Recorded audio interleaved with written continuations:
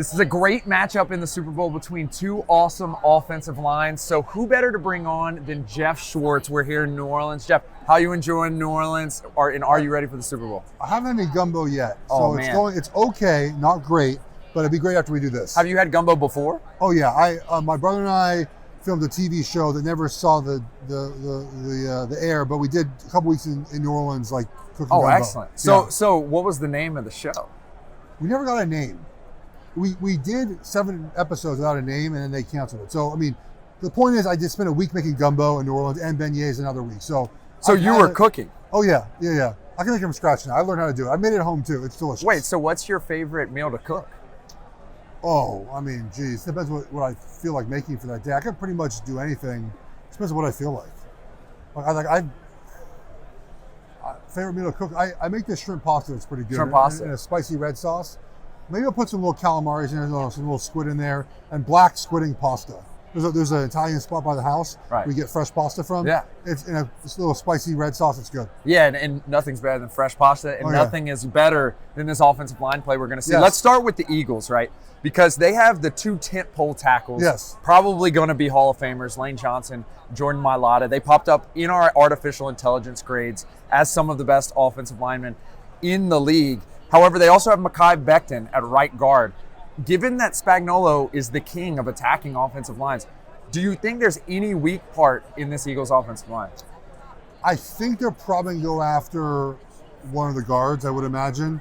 What's interesting about the Chiefs, though, is like Chris Jones will often go against the best offensive lineman, if you notice. Right.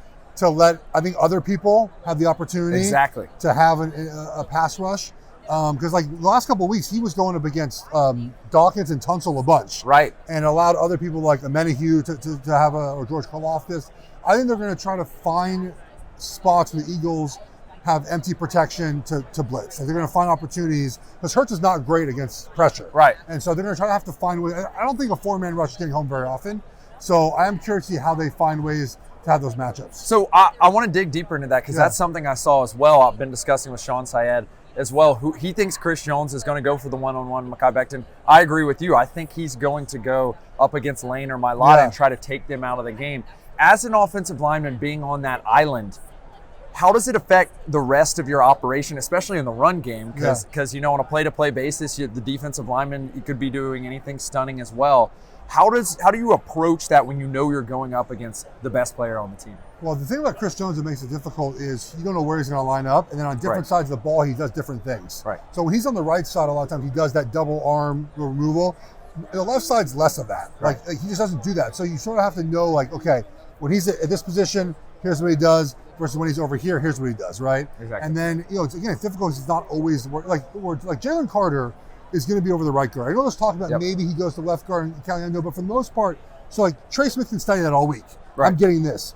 But if you're like Mailata, you have to study him at right guard, but Chris Jones doesn't rush the same way over the right guard he does the left tackle. So it makes it difficult to sort of figure out, I think, what he's going to do against you, because you don't see that very often.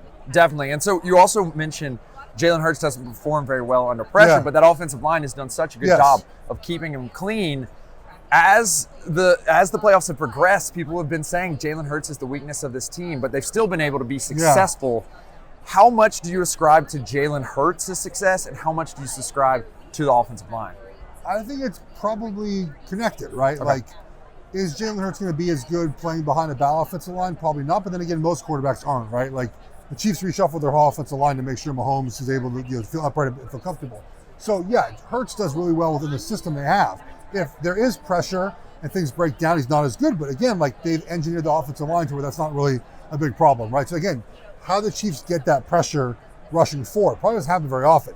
Now, if you rush 5 and 6, then that leaves Brown and Smith and Goddard one-on-one, and then obviously you hope to take advantage of those situations. Definitely. So let's flip over to the other side. Yeah. The Chiefs have moved Joe Thuney to the left tackle position. The Eagles' edge rushers have not been the strength of the team, but they have been playing well in recent weeks. We've talked to offensive linemen as we've been at the Shrine Bowl, Senior Bowl, as they've been moving around a lot about how hard that transition may be, but Thuney's made it look easy. What are your thoughts on him going to the left tackle position?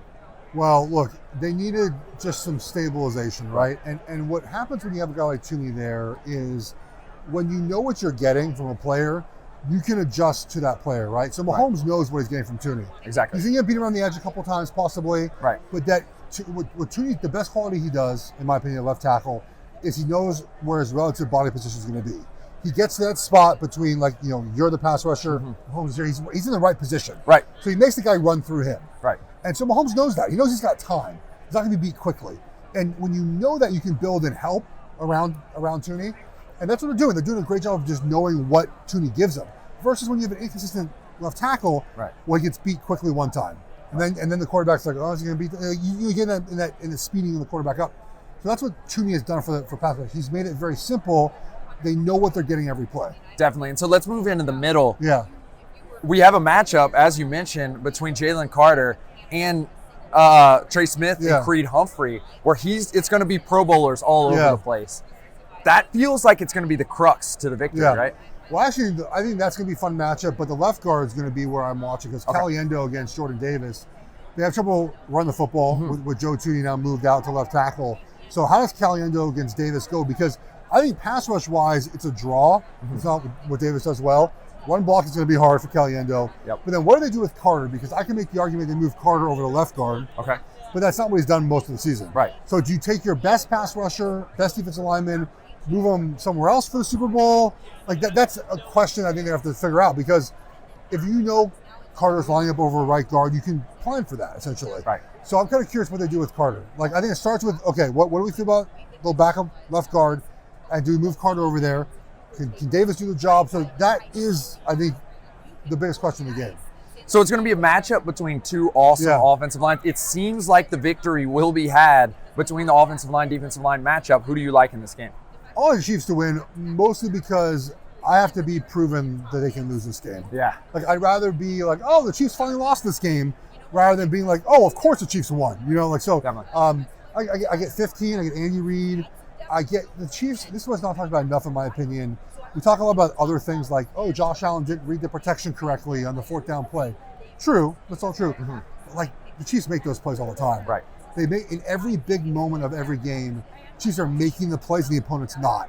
And that's what helps them win all these games. Definitely. Thank you for the breakdown. And man, I might have to get the spicy pasta recipe. Oh, yeah, it's delicious. I'm thinking it's lunchtime. I'm thinking about it right now, so I'm excited for it. I love it. Yeah, appreciate it. Thank you.